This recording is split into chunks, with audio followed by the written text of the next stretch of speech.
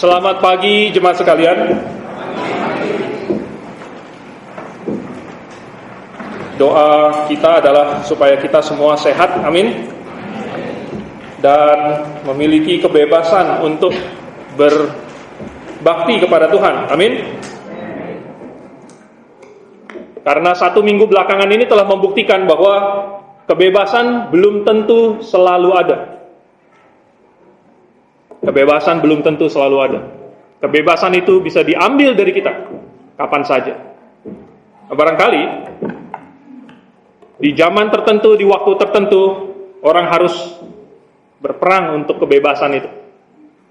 Puji Tuhan sekarang kita punya kebebasan itu. Amin. Mari kita berdoa terlebih dahulu. Bapa di surga, kami sungguh mengucap syukur karena bumi Indonesia yang kami tempati pada saat ini masih memberikan kami kebebasan untuk berbakti, berkumpul di dalam suatu persekutuan, dan kami bisa membaca Alkitab, kami bisa berdoa, kami bisa bernyanyi, kami bisa memiliki suatu perkumpulan yang indah di dalam Kau. Kami berdoa untuk seluruh manusia di bumi ini, agar mereka bisa mengenal kebenaran, yaitu Yesus Kristus sendiri, dan menyerahkan diri untuk percaya, untuk bertobat dari dosa.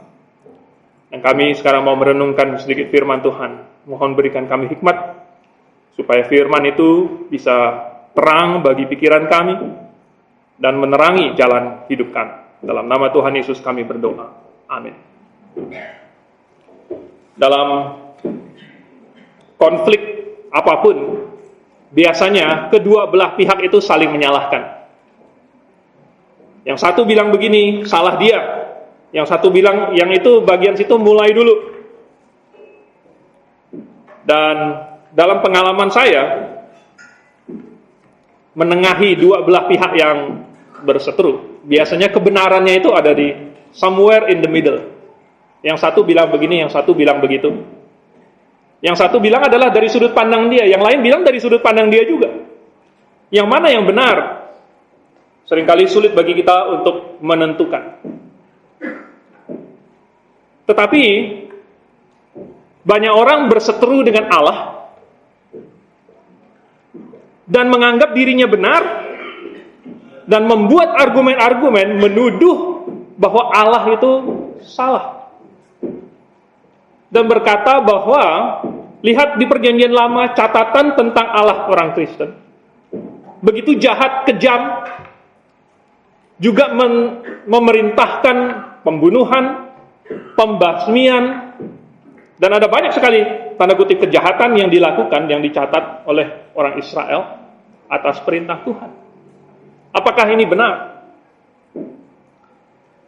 Mari kita buka Alkitab di dalam Mazmur pasal 51. Karena hari ini saya hendak membela Tuhan terhadap berbagai macam tuduhan manusia.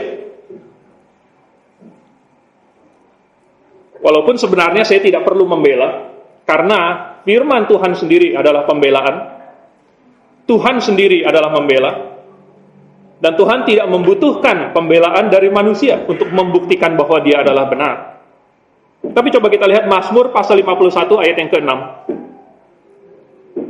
Kita baca bersama-sama. Kalau sudah dapat, Mazmur 51 ayat 6. Saya hitung 1, 2, 3, lalu kita mulai membaca bersama-sama. 1, 2, 3. Terhadap engkau sajalah aku telah berdosa dan melakukan apa yang kau anggap jahat, supaya ternyata engkau adil dalam putusanmu, bersih dalam penghukumanmu. Ayat ini kemudian akan dikutip lagi di dalam Roma pasal 3, ayat yang keempat. Mungkin kita boleh baca sedikit. Di dalam Roma pasal 3 ayat yang keempat ini, ada satu pertanyaan, apakah Tuhan ini adil? Coba kita lihat Roma pasal 3 ayat yang keempat. Sebenarnya mulai dari ayat yang ketiga ya. Kalau ada orang yang berkata bahwa ini kalau kita tidak setia, apakah itu membuat Tuhan juga tidak setia? Paulus berkata, tidak. ketidaksetiaan manusia atau ketidakbenaran manusia tidak membatalkan kesetiaan kebenaran Allah. Karena ayat yang keempat, Allah adalah benar dan semua manusia pembohong. Seperti ada tertulis, supaya engkau ternyata benar dalam segala firman-Mu dan menang jika engkau dihakimi. Ada manusia yang di dalam kejahatannya berusaha membenarkan diri dengan menunjuk Allah dan berkata Allah juga melakukan hal-hal yang jahat. Allah juga memerintahkan hal-hal yang jahat. Lihat dunia yang begitu penuh dengan kerusakan, penuh dengan kejahatan, penuh dengan bencana, dan Allah melakukan semua itu, berarti Allah juga jahat. Apakah benar demikian, saudara? Pertama-tama saya akan mencatat kata-kata mereka itu dan menggunakannya melawan mereka sendiri, bahwa mereka mengakui Allah juga jahat, dengan saat itu juga mereka mengakui diri mereka adalah jahat. Mereka mau bilang Allah jahat sama seperti saya adalah jahat. Jadi saya mau catat itu, orang yang menuduh Tuhan juga jahat, pada saat yang sama menuduh dirinya sendiri juga jahat. Tetapi apakah Allah benar-benar jahat? Apa yang kita baca di dalam Alkitab? Kalau saya membacanya, saudara, saya baca dari awal sampai akhir dan saya tidak dapatkan di mana ada Allah jahat atau kejahatan yang Allah buat. Karena kejahatan yang tanda kutip mereka katakan itu tentang Allah sebenarnya bukanlah kejahatan sama sekali. Kenapa? Karena Allah tidak seperti manusia. Dan kita akan melihat itu pada hari ini. Ternyata Allah tidak sama seperti mereka. Orang-orang yang membenci Allah itu nanti akan diekspos sehingga ternyata bahwa mereka salah dan Allah benar. Seperti yang tercatat di dalam firman Tuhan. Dan catatan perjanjian lama yang banyak dikritik dan dikatakan bahwa itu adalah catatan akan Allah yang kejam, yang tidak ada kasih. Namun sebenarnya kalau kita baca perjanjian lama, Allah yang sama di perjanjian lama adalah Allah yang sama di perjanjian baru, yaitu Yesus. Dan Yesus berkata bahwa akulah jalan dan kebenaran dan kasih. Mari kita buktikan bahwa Allah di perjanjian lama adalah Allah yang adalah jalan dan kebenaran dan kasih. Yang pertama, apakah Allah itu adalah Allah yang benar? Oh, benar sekali, saudara. Allah membenci dosa.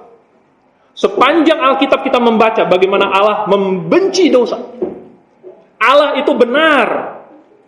Dan manusia melakukan apa yang tidak benar. Allah itu baik, dan dengan melakukan yang bertentangan dengan Allah, manusia melakukan kejahatan. Ada banyak sekali kejahatan yang dicatat di dalam Alkitab, yang ditegur oleh Tuhan, yang Tuhan sebut sebagai kejijikan.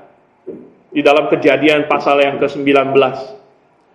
Ada catatan mengenai satu kota, mungkin 2 kota, dan mungkin satu daerah penuh, yaitu lembah Yordan. Secara spesifik kota Sodom dan Gomora. Dan di situ kalau kita baca, Tuhan mengirim 2 orang malaikat. Dan 2 orang malaikat ini tadinya mau bermalam di lapangan kota, tetapi dicegah oleh Lot. Lot ketika melihat 2 orang ini, malaikat Tuhan, menghampiri kota itu dan mau masuk, Lot sudah langsung, yang tadinya duduk di pintu gerbang, langsung menyongsong mereka dan berkata, mari singgah ke rumah saya. Mungkin Lot sudah melihat sebelum-sebelumnya apa yang terjadi. Kalau ada orang asing laki-laki, lalu kemudian datang ke kota itu, dan bermalam di situ, dan apa yang orang-orang kota itu perbuat kepada tamu-tamu itu.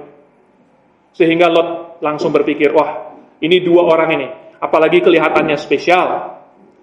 Lebih baik mereka bermalam di rumah saya. Lot sudah berusaha. Tetapi di ayat yang keempat, pasal 19 itu dikatakan, malam itu juga, semua laki-laki di kota itu, dari tua sampai muda, tidak ada yang terkecuali. Semua laki-laki di kota itu mendatangi dan mengepung rumah Lot, di mana 2 orang itu bermalam.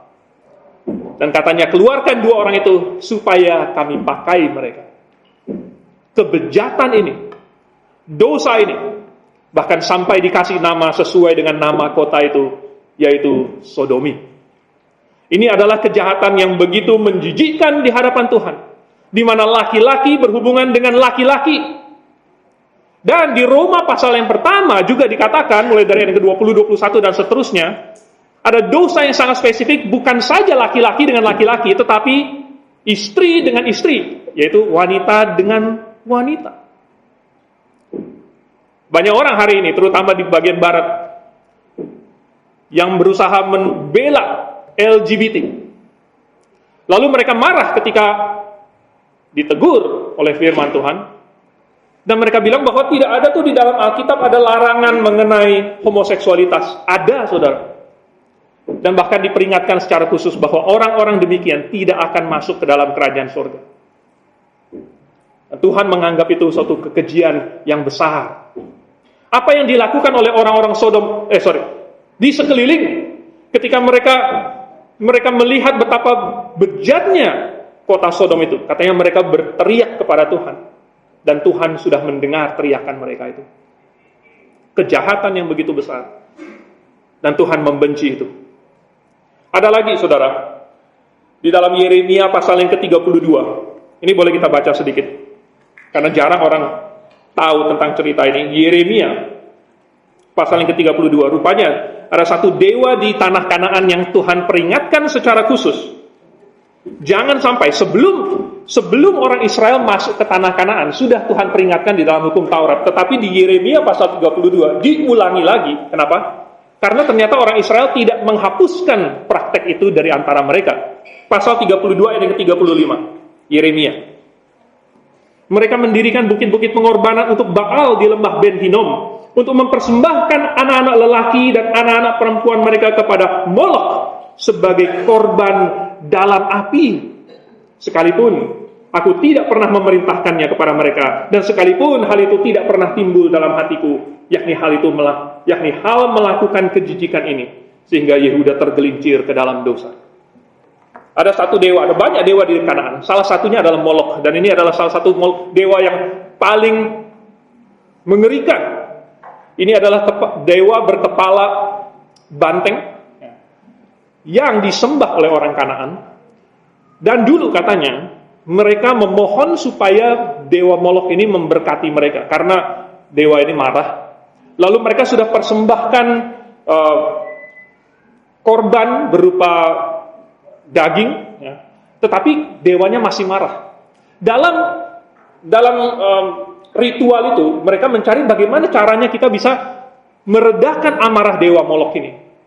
Lalu salah satu imamnya itu mengambil anak kecil, lalu kemudian dilemparkan ke dalam api itu. Sambil di dalam pesta ritual yang jahat itu mereka berteriak-teriak dan menyanyikan nyanyian-nyanyian mereka. Dan kemudian katanya dewa Molok dipuaskan dengan persembahan manusia, yaitu bayi. Catatannya mencatat bagaimana bayi itu, teriakan dan tangisannya ditutupi oleh teriakan-teriakan para penyembah-penyembah berhala itu. Ditutupi. Tetapi katanya tidak berlangsung lama. Karena sebentar saja asapnya itu sudah langsung memenuhi altar itu. Dan tangisan itu tidak terdengar lagi. Yang terdengar adalah teriakan dewa Molok itu. Jadi dewa Molok itu dibuat semacam suatu tungku yang terbuat dari tembaga. Lalu kemudian apinya itu, ya, udara panasnya itu akan naik dan menciptakan bunyi seperti lenguhan lembu. Dan katanya itu adalah dewa Molok mereka. Dan mulai saat itu, para pengikut dewa Molok secara rutin mengambil bayi-bayi. Lalu kemudian, yang sudah ditunjuk sebagai persembahan itu, akan ditaruh di dalam pelukan Molok. Dewa Molok itu tangannya akan ditaruh begini. Dan kemudian perutnya itu seperti tungku dan akan dipanaskan, dibakar. Sehingga tangannya itu menjadi panas seperti kompor. Lalu bayi itu akan diletakkan di dalam pangkuan si Molok itu. Sambil menangis dan sambil menjerit-jerit sampai mati. Ini pernah dilakukan di tanah Kanaan pada waktu itu. Dan bahkan sempat diadopsi juga oleh orang Israel. Dan Tuhan begitu marah, dan Tuhan bersumpah akan menghukum mereka karena kekejian yang mereka buat ini.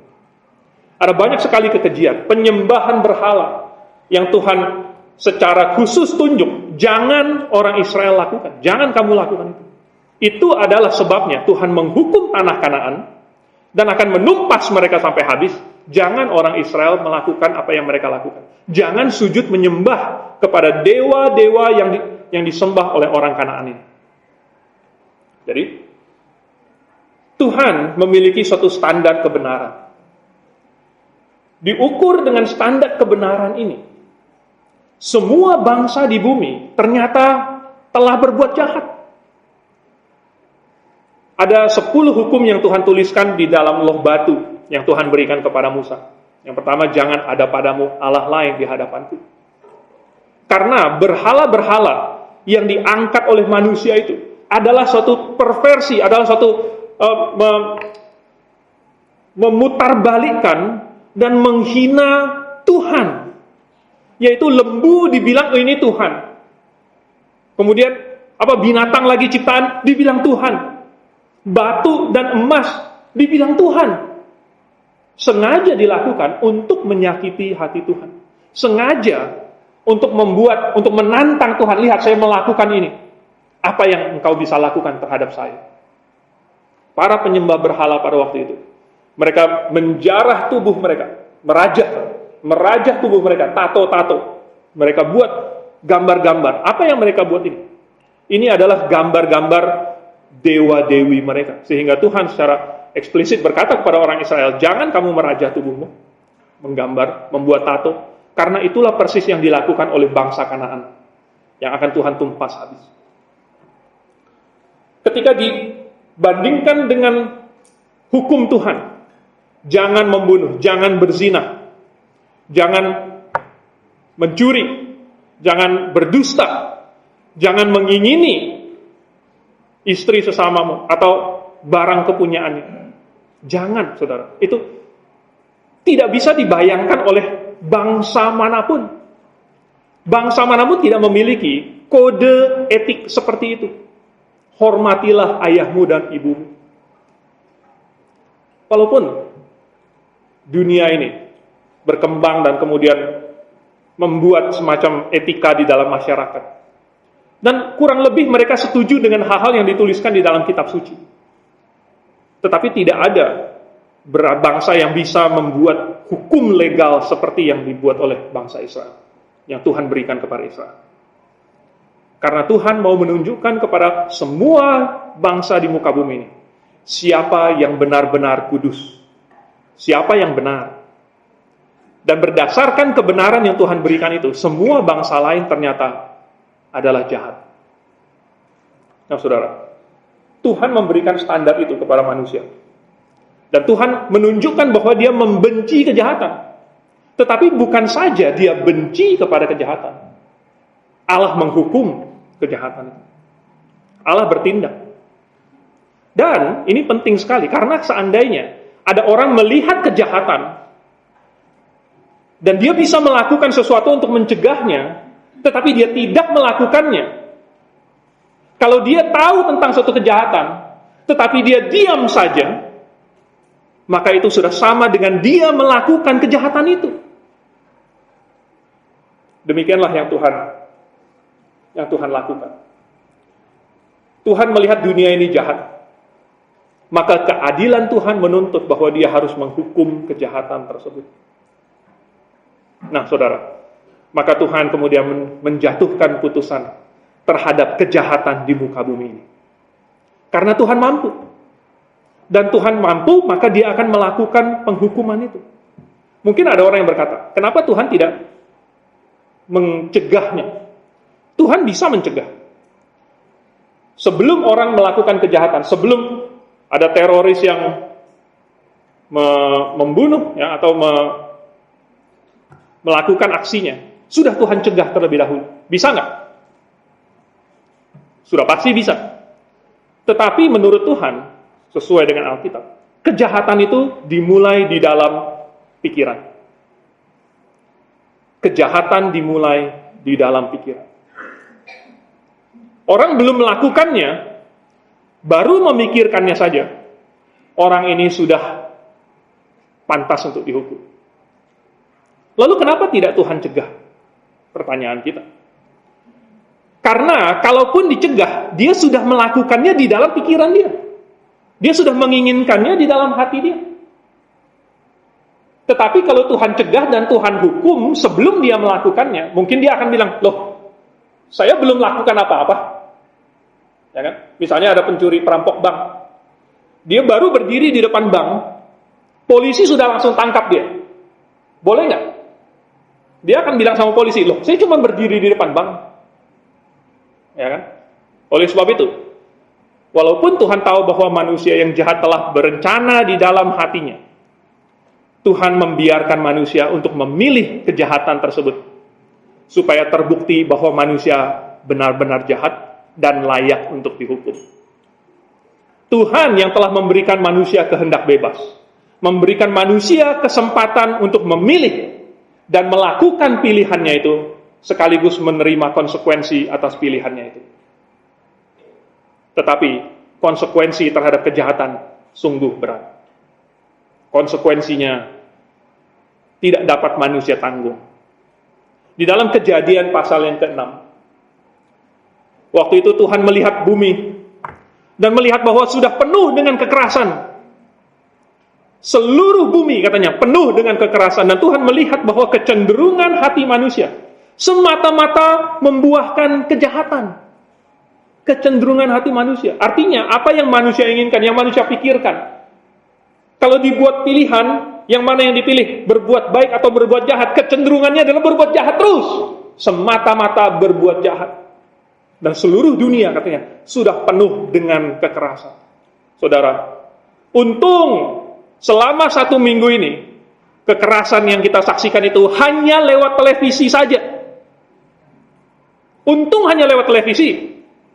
Tapi bayangkan jikalau kekerasan itu memenuhi dunia, bahkan memenuhi rumah bangsa tanah air kita. Bagaimana rasanya kita? Bagaimana kita hidup? Kalau dunia ini sudah penuh dengan kekerasan dan kecenderungan hati tetangga kita semata-mata membuahkan kejahatan. Yang dipikirkan oleh tetanggamu hanyalah bagaimana mengambil barang milikmu, bagaimana membunuh kamu, bagaimana mengambil istri dan anak-anakmu. Itu pikiran tetanggamu. Semua yang dipikirkan manusia adalah jahat. Maka Tuhan katanya dia menyesal telah menjadikan manusia. Lalu dia akan menghapus manusia. Sehingga Tuhan akhirnya mengirimkan air bah yang belum pernah ada dan tidak akan pernah ada lagi. Yang menghapus seisi dunia ini. Bukan saja manusia, tetapi kejahatannya Tuhan hapus. Bagaimana kejahatan manusia Tuhan hapus? Kejahatan manusia itu apa?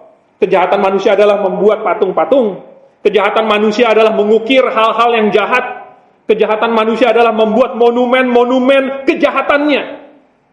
Semua kebudayaan manusia yang jahat itu Tuhan hapuskan dengan air bah.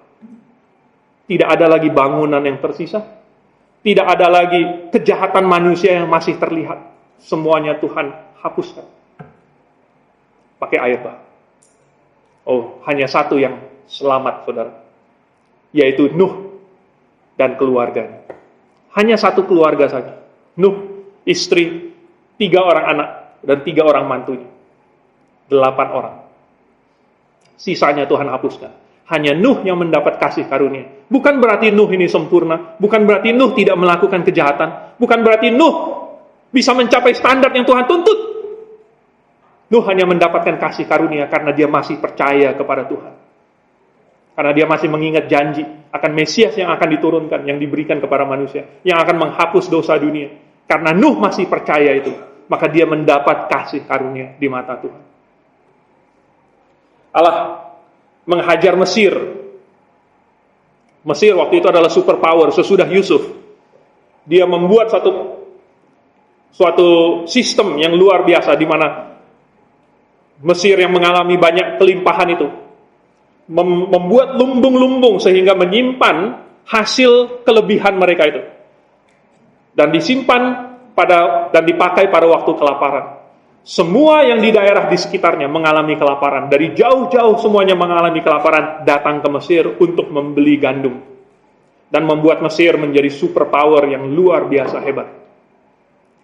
Tetapi kemudian Mesir mengambil keuntungan dari itu dan berbalik memperbudak bangsa Israel, memperbudak keturunannya Israel, Yusuf dan saudara-saudaranya. Begitu jahatnya bangsa Mesir pada waktu itu. Mereka berusaha untuk melenyapkan bangsa Israel dengan membunuh semua bayi mereka, semua bayi laki-laki. Anda baca di dalam Keluaran pasal yang pertama. Kali pertama, Firaun memerintahkan supaya bidan, kalau pertama itu ngecek bayi yang lahir laki-laki, harus dipencet, harus mati. Bayangkan, kalau yang keluar adalah laki-laki, bidannya harus membunuh bayi tersebut. Kalau semua bayi laki-laki dimatikan, saudara, maka dalam satu generasi, bangsa tersebut akan lenyap. Karena tidak ada laki-laki lagi. Tidak ada laki-laki, maka semua perempuannya itu akan kawin ke bangsa yang lain, akan tersebar, tidak akan ada lagi yang namanya bangsa Israel. Tetapi untung Tuhan masih mengasihani dan membuat rencana Firaun itu gagal. Ada dua orang bidan, namanya Shifra dan Pua. Mereka takut kepada Tuhan dan tidak berani melakukan perintah Firaun itu.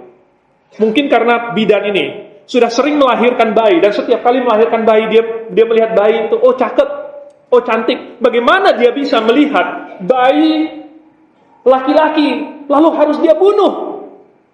Orang macam apa yang memiliki hati sejahat dan setega itu?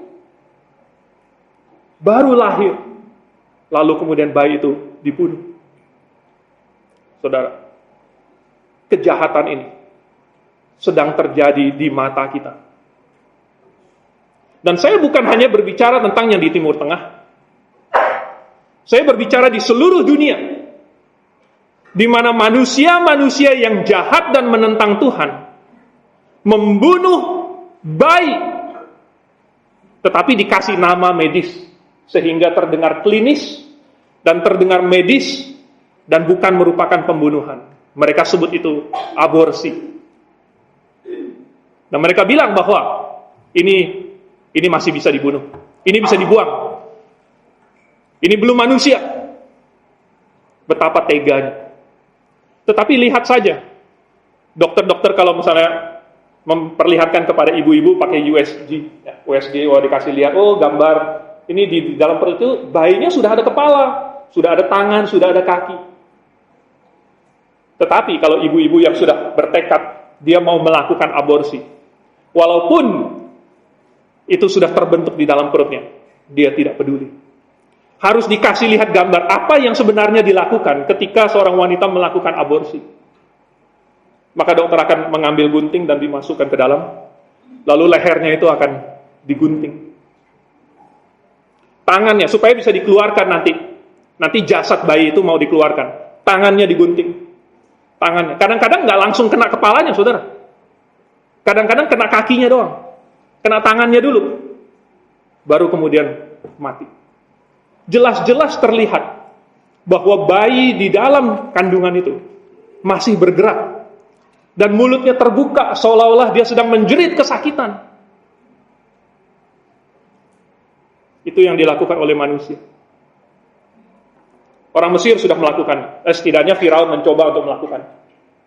Lalu, karena gagal, maka Firaun memberikan perintah lain lagi. Katanya, semua bayi laki-laki orang Ibrani harus dilemparkan ke Sungai Nil. Dilemparkan ke Sungai Nil. Oh, saudara. Sekali lagi, bagaimana bisa tega? Anak laki-laki dibuang ke Sungai Nil. Mungkin waktu itu nggak tahu di Sungai Nil ada berapa banyak buaya, ada apa saja. Tetapi yang jelas, kalau bayi dilemparkan ke dalam Sungai Nil, sudah pasti mati. Ini adalah genosida. Ini adalah percobaan untuk menghapuskan bangsa Israel dari muka bumi. Dan itu dilakukan oleh Firaun. Ternyata yang mencoba untuk menghapuskan Israel dari muka bumi bukan hanya 1-2 bangsa. Sudah dari zaman dulu, saudara. Dari zaman Firaun, kemudian di zaman Ahasiweros ada lagi si Haman. Kemudian di berbagai zaman mereka mencoba untuk menghancurkan Israel. Jadi kejahatan ini Tuhan hukum. Dan Tuhan kasih tulah demi tulah yang menghancurkan negeri Mesir. Karena yang bersalah bukan hanya satu orang. Di dalam istana Mesir, rupanya para penasehat-penasehatnya, ahli-ahli nujumnya, para pembesar-pembesar, petinggi-petinggi, orang-orang militer, bahkan rakyat Mesir, mereka masih melihat kepada Firaun dan meminta supaya Firaun menolong mereka. Dan mereka memberikan nasihat kepada Firaun, jangan dengarkan orang Israel itu. Jangan dengarkan Musa, jangan kabulkan permintaan mereka. Bukan hanya Firaun sendiri yang jahat, tetapi seluruh Mesir. Firaun menyuruh supaya mandor-mandor Firaun, mandor-mandor Mesir itu, memecut bangsa Israel, memaksa mereka bekerja. Bahkan katanya sampai membuat pekerjaan itu sangat berat. Sangat berat. Dan orang Israel merasa mereka mau mati. Sampai mereka berseru kepada Tuhan, mereka tidak tahan lagi. Dan Tuhan mengirim seorang juru selamat, yaitu Musa. Tetapi kejahatan ini tidak Tuhan biarkan. Tuhan kasih tulah demi tulah. Tulah yang pertama saja, saudara, baru satu tulah, itu sudah membuat tanah Mesir tidak bisa didiami lagi, menjadi tanah kematian, yaitu air menjadi darah. Bukan cuma sembarang air, sungai, semua sungai, sungai Nil, sumber kehidupan mereka, sumber penghasilan mereka, sumber kemakmuran, sumber kebesaran Mesir, menjadi darah semua. Ikan-ikan mati semua. Semua binatang di dalam Mesir, di dalam sungai Nil mati semua. Semua batang air, semua sumur, semua yang ada di dalam wadah air berubah menjadi darah. Tidak ada yang bisa diminum. Sumber kehidupan di Mesir berubah menjadi darah semua. Menjadi tanah orang mati. Sampai Firaun harus memohon. Baru kemudian Musa berdoa dan kemudian Tuhan kembalikan lagi jadi air. Baru satu tulah, saudara. Tulah katak lagi. Tulah nyamuk lagi. Tulah satu demi satu. Sampar. Hujan es. Hujan es yang begitu dahsyat, yang belum pernah dan tidak pernah terlihat lagi. Yang menimpa mati semua yang di ladang. Dan semua tanaman, tumbuhan yang di ladang semuanya tertimpa habis. Kemudian ada belalang yang tidak pernah terlihat sebelumnya dan tidak akan pernah ada lagi. Yang menghabiskan semua yang hijau yang masih tersisa, yang tidak mati tertimpa oleh hujan es itu. Lalu kemudian 3 hari 3 malam, tiba-tiba tanah Mesir menjadi gelap gulita. Saudara, tidak ada yang bisa melakukan apa-apa. Kegelapan merupakan ketakutan terbesar manusia. Dan manusia ketika mereka dikurung oleh kegelapan itu, katanya saking pekatnya, sampai mereka tidak bisa turun dari tempat tidur mereka. Tidak bisa turun. Mereka tidak ada yang mengikat mereka, tidak ada yang memenjarakan mereka. Tetapi kegelapan itu mengambil keberanian mereka. Kegelapan itu menghilangkan harapan mereka, menghilangkan hidup mereka karena kegelapan itu.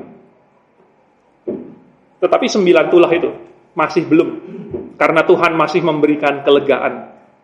Sesudah beberapa hari Tuhan tarik lagi, Tuhan hukum lagi, lalu beberapa hari Tuhan tarik lagi, Tuhan hukum lagi, beberapa hari Tuhan ringankan lagi, Tuhan longgarkan, sehingga hati Firaun menjadi keras dan keras dan keras seperti batu. Sampai terakhir, akhirnya Tuhan membunuh semua anak sulung di Mesir. Mulai dari yang binatang, yang anak sulungnya lembu katanya, anak sulungnya belalang, lembu, semua itu mati, sampai anak sulung Firaun mati semua. Baru kemudian Firaun bilang pergi. Tetapi itu adalah hukuman Tuhan. Saudara, Tuhan adalah Tuhan yang kudus, dan yang membalaskan kejahatan itu setimpal dengan kejahatan. Kenapa? Karena mereka telah begitu jahat, mau membunuh bayi-bayi begitu teganya, mau membunuh bayi-bayi kecil yang Tuhan kasihi. Akhirnya Tuhan balaskan itu kepada mereka. Berapa kali lipat saya tidak tahu, yang jelas bagi Tuhan itu setimpal. Kemudian bangsa-bangsa Kanaan. Bangsa-bangsa Kanaan, saudara, dihalang oleh Tuhan. Kenapa? Karena mereka berbuat jahat. Tadi saya ceritakan tentang dewa Molok. Itu adalah dewa Kanaan. Bukan cuma Molok, ada Baal, ada Asyera, Ashitoret, Ratu Surga, dan banyak yang lain lagi, dewa-dewi mereka. Semuanya mengajarkan kejahatan. Dewi Asyera itu ada simbolnya, dia simbol dari fertilitas. Dan Dewi Asyera ini mengharuskan orang yang menyembah dia untuk melakukan pelacuran bakti. Harus berhubungan dengan pelacur Imam Asyera. Jadi cara menyembahnya, cara menyenangkan Dewi Asyera adalah dengan bermain dengan pelacur Asyera. Dan ini Tuhan benci sekali. Tuhan bilang itu harus dihapuskan. Itu mesbah-mesbahnya harus kamu robohkan. Tiang-tiang berhala mereka, yaitu adalah gambar dari Asyera. Gambar dari Asyera. Jadi gambar Asyera itu dibuat dalam suatu tiang, dan penyembah-penyembahnya itu akan melakukan hubungan di bawah tiang itu sebagai tribut untuk Dewi Asyera. Katanya tiang-tiang berhala mereka harus kamu patahkan. Mesbahnya harus kamu robohkan, tiangnya harus kamu patahkan. Karena kejahatan mereka telah memenuhi Kanaan itu, daerah memenuhi bumi. Dan akhirnya tiba saatnya Tuhan memakai bangsa Israel untuk melakukan pembalasan. Pembalasan bukan pembalasannya Israel, pembalasannya Tuhan atas kejahatan yang telah manusia lakukan. Jadi saudara, Allah bukan saja dia kudus, dia membenci kejahatan, tetapi dia mengambil langkah yang tegas. Dia menghukum kejahatan itu. Nah, hukumannya adalah hukuman mati. Semua manusia sebenarnya sudah jatuh ke dalam dosa. Tidak ada yang tidak jatuh ke dalam dosa. Dan hukumannya menurut Roma 6 ayat 23 ialah maut. Karena dosa yang melawan Allah itu, semua dosa itu begitu beratnya. Dan tidak bisa lagi direkonsiliasi dengan Tuhan. Selama masih ada dosa itu. Dosa itu harus diselesaikan. Dan hukumanlah cara menyelesaikan dosa itu. Nah, tapi bagaimana dengan metode yang Allah pakai? Apakah dengan menghancurkan bangsa-bangsa ini Allah bertindak jahat? Apakah Tuhan menggunakan metode-metode yang jahat untuk melenyapkan kejahatan? Apakah etis bagi Tuhan untuk menyuruh Israel melakukan pembunuhan dan lain sebagainya demi menghukum bangsa-bangsa yang jahat ini? Pertama, kita harus mengetahui bahwa Tuhan itu absolutely benar dan absolutely baik. Apapun yang Tuhan lakukan, yang Tuhan pikirkan, yang Tuhan rencanakan, yang Tuhan perintahkan adalah suatu kebaikan. Dan saya berpendapat bahwa kita dapat membacanya di dalam Alkitab. Kita bisa temukan ini. Coba kita lihat. Pertama, Allah itu panjang sabarnya. Di dalam Kejadian pasal yang ke-6 tadi saya sudah ceritakan mengenai air bah. Tuhan perintahkan Nuh untuk membuat air bah. Dan di dalam 1 Petrus pasal 3 ayat yang ke-20, katanya Allah sabar dan menunggu sampai Nuh selesai. Jadi sambil Nuh masih membangun bahteranya itu, Tuhan sabar. Kalau kita baca di dalam Kejadian pasal yang ke-6, coba kita lihat ya.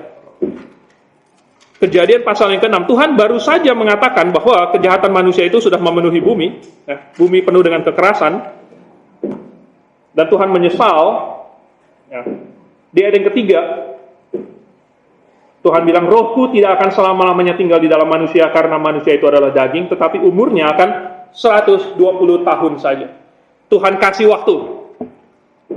Tuhan sudah jatuhkan keputusan, tetapi akan ada waktu 120 tahun baru kemudian keputusan itu dilaksanakan. Tuhan masih kasih waktu 120 tahun.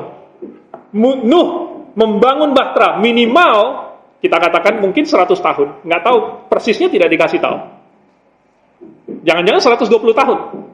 Tetapi yang jelas, Tuhan bersabar selama 120 tahun sebelum mengeksekusi dan menurunkan air bah.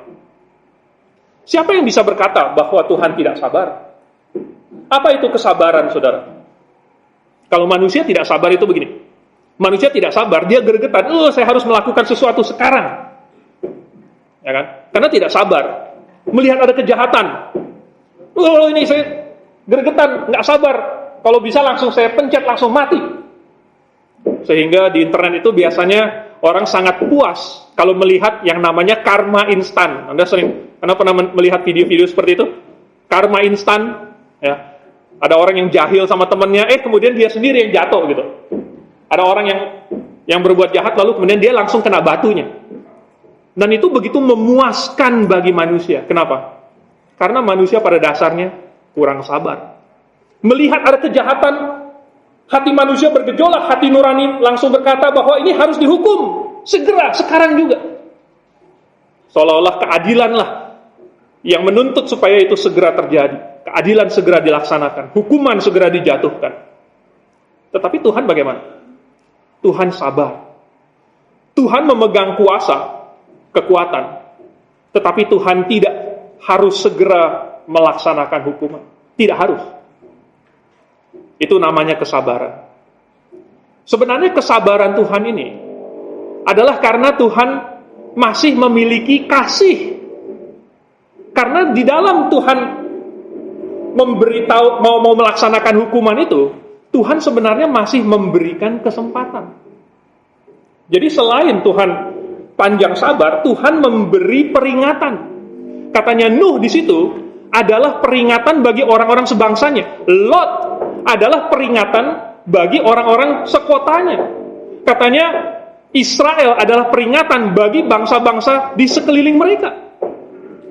Jadi Tuhan sabar karena Tuhan masih memberi peringatan. Kenapa Tuhan bisa sampai ada tulah yang ke-10 di Mesir? Satu tulah saja, yang pertama tadi, semua Mesir mati. Nggak perlu tulah kedua, tulah ketiga, apalagi tulah ke-10. Buat apa Tuhan menarik kembali tulah pertama itu? Karena Tuhan mau memberikan kesempatan. Karena Tuhan lagi kasih peringatan. Hei Firaun, hei orang Mesir, lihat, akulah Tuhan. Itu tujuan dari tulah-tulah itu. Katanya supaya orang Israel tahu, supaya seluruh muka bumi ini tahu bahwa akulah Tuhan. Lihat, saya kasih kamu satu tulah ini, akulah Tuhan. Maka kalau kamu mengakui aku Tuhan, kamu akan tunduk kepada perintahku. Tetapi Firaun tidak mau. Dikasih tulah yang kedua, peringatan yang kedua. Saudara, kalau di Indonesia atau dimanapun lah, dikasih satu peringatan, dua peringatan, yang ketiga apa saudara? Yang ketiga udah langsung dieksekusi. Tidak banyak lagi peringatan. Tuhan kasih peringatan sampai 10 kali. Tulah ke-10 itu pun masih peringatan. Karena bukan Firaunnya sendiri yang mati, baru anak sulungnya yang mati. Tetapi Firaun masih mengeraskan hati, dia masih kejar lagi orang Israel sampai di tepi laut itu. Lalu kemudian di tepi laut itu Tuhan sibakkan airnya. Dan orang Israel berjalan lewat tanah yang kering. Harusnya pada waktu itu Firaun dan orang-orang berkuda, berkereta itu, seharusnya mereka melihat dan berkata, ini Tuhan, persis di depan mereka, mata mereka, ada tiang awan yang memisahkan, sehingga di satu sisi gelap malam, yang di sisi lain adalah terang. Seharusnya di depan mata mereka melihat ini Tuhan. Dan ketika Tuhan mengangkat awan itu, dan terlihat bahwa laut tersibak, mereka harusnya berkata, itu Tuhan. Tetapi mereka tidak takut kepada Tuhan. Dan mereka mengejar terus. Bunuh bangsa Israel. Hancurkan, bawa mereka kembali ke Mesir. Jangan sampai kita kehilangan mereka. Akhirnya Tuhan tutup lagi dan kita tahu sisanya sejarah. Jadi Tuhan kasih mereka peringatan supaya mereka bertobat. Sebenarnya Tuhan memberikan setiap orang ada jalan keluar. Ada jalan keluarnya, saudara. Tuhan bukan hanya bilang bahwa nanti akan turun hujan, lalu kemudian seluruh muka bumi ini akan disapu oleh air. Tuhan juga menyediakan bahteranya. Barang siapa yang mau, masuklah ke dalam bahtera. Lihat, Tuhan sudah menyuruh binatang sepasang-sepasang masuk ke dalam. Tuhan sediakan, suruh Nuh sediakan makanan untuk mereka semua. Dan ada ruang untuk siapapun juga yang mau masuk ke dalamnya. Ada jalan keluarnya. Bagi orang-orang di Mesir pada waktu itu, ada jalan keluarnya. Musa sudah kasih peringatan dan diumumkan, barang siapa yang tidak mau mati, pada tulah yang ketujuh itu, masuk ke dalam rumah. Masuk ke dalam rumah, karena semua yang di padang akan mati tertimpa oleh hujan es. Yang tidak percaya, mereka akan tetap berada di padang. Yang percaya, mereka akan masuk ke dalam rumah. Tuhan sudah kasih peringatan lagi di tulah yang ke-10. Di dalam rumah yang ada itu, tanda darahnya, disitulah tidak akan ada kematian. Disitulah malaikat maut akan lewat Paskah.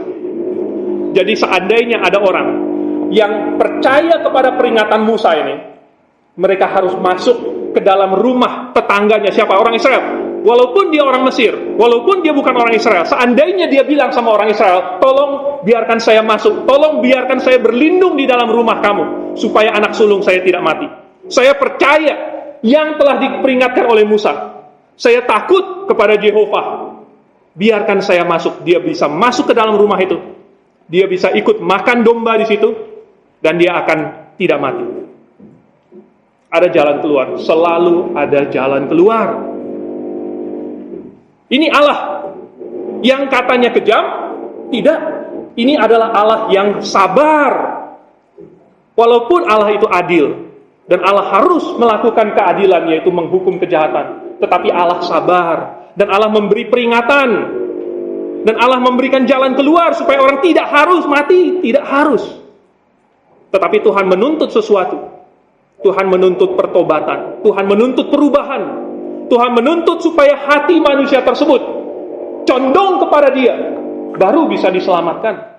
Selama hati manusia itu masih condong kepada kejahatan, dia harus mati. Tetapi jika dia mau berbalik dari kejahatan itu dan condong kepada Tuhan, maka Tuhan akan mengampuni dia. Saudara, bagaimana dengan perintah-perintah yang kejam? Bagaimana dengan perintah-perintah seperti menumpas habis orang Kanaan? Coba kita lihat di dalam Ulangan pasal yang ke-9. Ini di dalam cerita saya yang terlalu berapi-api. Sebenarnya ada banyak sekali ayat-ayat yang saya lengkap demi menghemat waktu. Ulangan pasal yang ke-9. Saya bacakan mulai dari ayat yang pertama. Dengarlah hai orang Israel, engkau akan menyeberangi sungai Yordan, dan pada hari ini untuk memasuki serta menduduki daerah bangsa-bangsa yang lebih besar dan lebih kuat daripadamu, yakni kota-kota besar yang kubu-kubunya sampai ke langit. Suatu bangsa yang besar dan tinggi, orang enak yang kau kenal dan yang tentangnya kau dengar orang berkata, siapakah yang dapat bertahan menghadapi orang enak? Maka ketahuilah pada hari ini bahwa Tuhan Allahmu, dialah yang berjalan di depanmu laksana api yang menghanguskan. Dia akan memunahkan mereka, dan dia akan menundukkan mereka di hadapanmu. Demikianlah engkau akan menghalau dan membinasakan mereka dengan segera, seperti yang dijanjikan kepadamu oleh Tuhan. Janganlah engkau berkata dalam hatimu, apabila Tuhan Allahmu telah mengusir mereka dari hadapanmu, karena jasa-jasakulah Tuhan membawa aku masuk menduduki negeri ini. Padahal karena kefasikan bangsa-bangsa itulah Tuhan menghalau mereka dari hadapanmu. Bukan karena jasa-jasamu atau karena kebenaran hatimu engkau masuk menduduki negeri mereka, tetapi karena kefasikan bangsa-bangsa itu Tuhan Allahmu menghalau mereka dari hadapanmu. Saudara,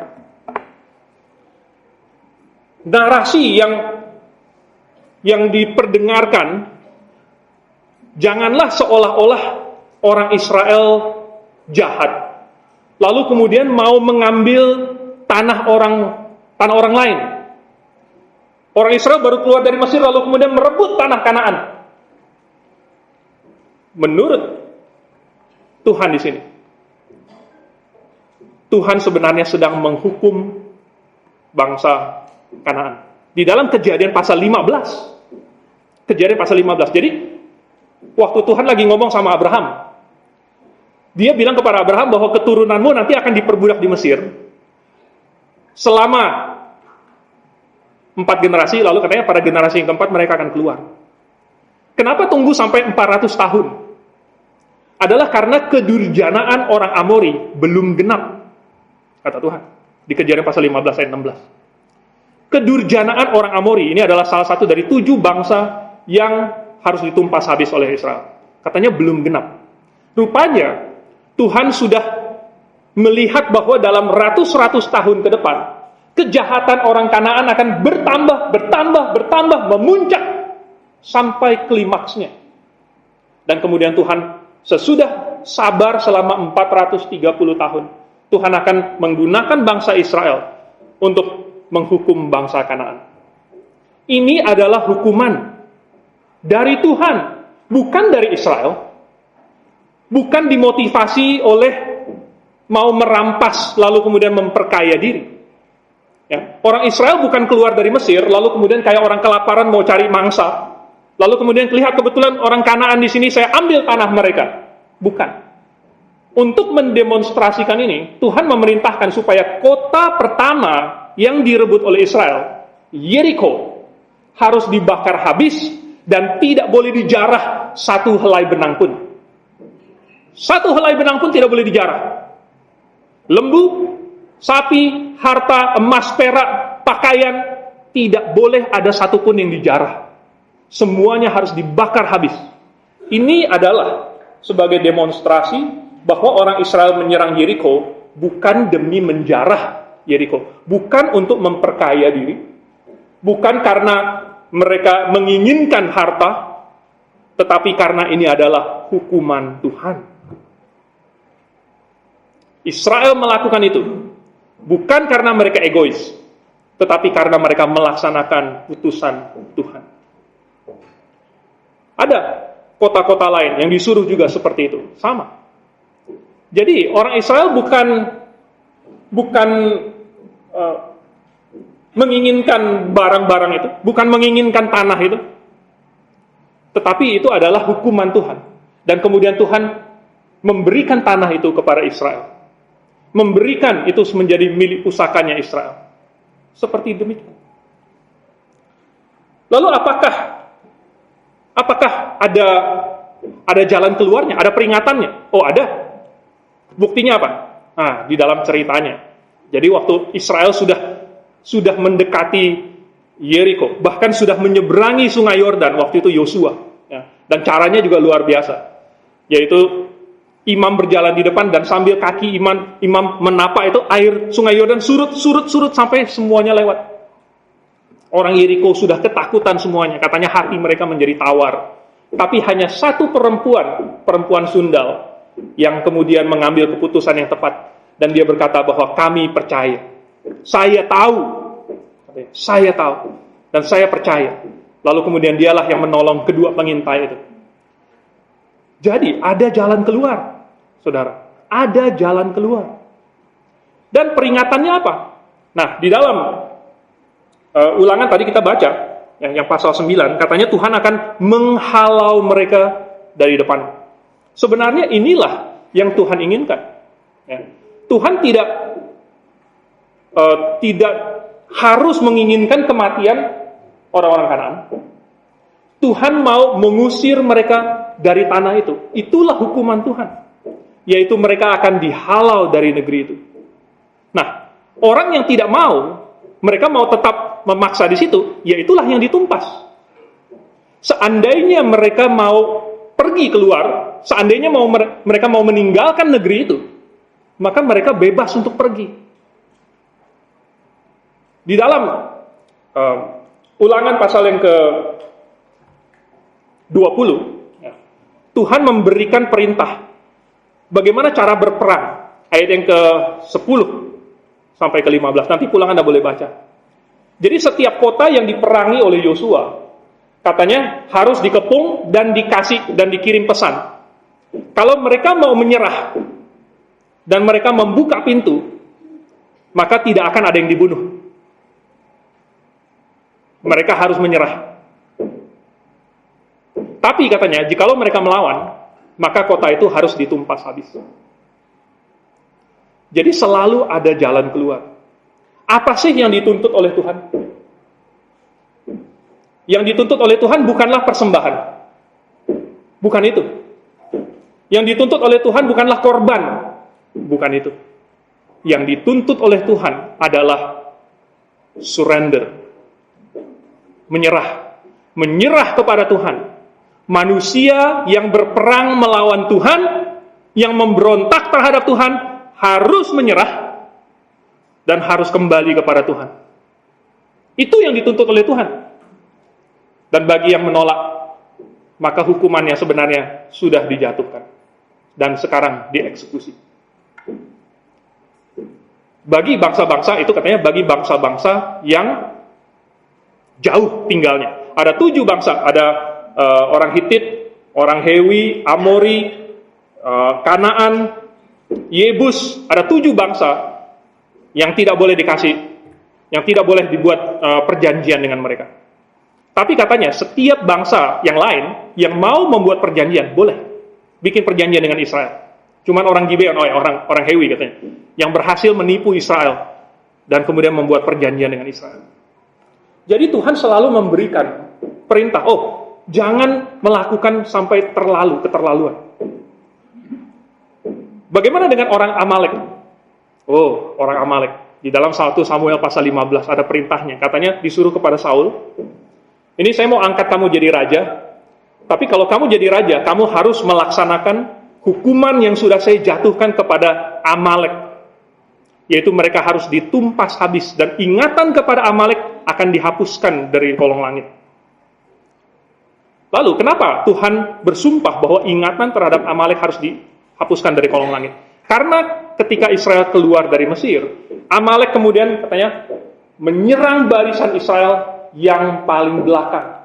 Itu adalah barisan yang dipenuhi oleh orang-orang yang tua, yang muda, dan yang lemah. Itu yang dihantam oleh Amalek. Barisan orang kuatnya di depan, tetapi yang diserang oleh Amalek bukan prajuritnya, tetapi yang lemahnya, anak-anak, orang tua, yang sakit-sakitan, yang lambat jalannya, itu yang diserang. Dan bagi Tuhan, itu adalah kekejian. Sehingga Tuhan menjatuhkan hukuman. Kalau begitu, Amalek akan ditumpas habis. Semuanya ditumpas habis. Laki-laki, perempuan, anak-anak, lembu, semuanya harus ditumpas. Sekali lagi, motivasi tidak boleh adalah untuk mengambil barang kepunyaan itu. Sehingga ketika Saul melanggar ini, Saul katanya menumpas habis semuanya, kecuali rajanya, kemudian kambing dombanya. Kambing dombanya tidak ditumpas oleh Saul. Dan itu membuat Tuhan murka kepada Saul juga. Karena seolah-olah orang Israel menumpas Amalek demi merampas harta mereka. Bukan. Amalek harus ditumpas karena mereka telah dijatuhi hukuman mati oleh Tuhan. Apakah boleh anak-anak juga dibunuh? Saudara, bagi Tuhan, ketika melihat kejahatan itu dan sudah menjatuhkan hukuman, bahkan Sodom dan Gomora pun Tuhan bom pakai, mungkin bukan nuklir, tetapi adalah api dari langit. Anak-anak di dalamnya juga mati, saudara. Tetapi Tuhan berhak untuk menjatuhkan hukuman itu. Bukan saja untuk Sodom, tetapi untuk Gomora dan untuk seluruh lembah Yordan pada waktu itu. Seluruh lembah Yordan dihanguskan oleh Tuhan. Apakah di dalamnya termasuk laki-laki, perempuan, dan anak-anak? Ya. Yang dilakukan oleh Israel kepada Amalek adalah hukuman Tuhan yang serupa. Hanya di Sodom dan Gomora, Tuhan memakai agen berupa api dari surga. Dan Amalek, Tuhan memakai agen, yaitu Israel. Apa yang bisa kita pelajari dari ini? Tuhan yang sama dengan yang zaman dahulu itu, masih sama dengan Tuhan yang sekarang, yaitu yang menuntut kekudusan. Saudara, Tuhan melihat segala sesuatu, dan Dia menuntut kekudusan dari masing-masing kita. Apa yang orang lain tidak lihat, mungkin mereka mengira kita orang baik, mungkin mereka mengira bahwa kita orang Kristen. Tetapi hal-hal yang tidak terlihat terlihat oleh Tuhan, yang tersembunyi terbuka di hadapan Tuhan. Tuhan menuntut kekudusan itu dari kita juga. Tetapi Tuhan juga adalah panjang sabar, dan Tuhan masih memberikan peringatan. Peringatannya itu dari hal-hal yang kecil, mungkin dari hal-hal yang lembut, mungkin hanya berupa teguran. Tetapi bagi barang siapa yang tidak mengindahkan peringatan-peringatan Tuhan, hukuman Tuhan sama seperti di Perjanjian Lama akan dijatuhkan. Lebih baik kita mengindahkan peringatan-peringatan Tuhan sebelum Tuhan melaksanakan penghukumannya. Lebih baik kita mengambil jalan keluar yang Tuhan sediakan sebelum hukuman itu jatuh di atas kepala kita. Karena kesempatan yang Tuhan berikan bisa habis. Bisa habis. Tuhan bisa menunggu, tetapi kesempatan itu bisa habis. Oleh sebab itu, saudara, hari ini, selama masih dapat dikatakan hari ini adalah kesempatan. Maukah Anda mengambil kesempatan itu dan menerima kemurahan Tuhan, yaitu berserah, menyerah kepada Tuhan? Mari kita tundukkan kepala, kita berdoa. Bapa di surga, kami sebagai manusia pada akhirnya akan terbukti jahat, bersalah, berdosa, dan tidak layak bagimu. Dan akan terbukti bahwa Engkau benar. Dan tidak ada yang bisa mengatakan bahwa Tuhan itu lalai. Tetapi kesabaran-Mu lah yang masih memberikan kasih karunia kepada kami. Tuhan, tolong berikan kami, terus ketuk pintu hati dari setiap kami, supaya barang siapa yang mendengarkan kebenaran, yang ditegur oleh firman Tuhan, membuka hatinya dan bertobat. Biarlah Engkau tidak membiarkan tenang siapapun yang masih terus mengeraskan hati, tetapi tetaplah berikan kesempatan Tuhan, dan bersabarlah sampai semuanya bertobat.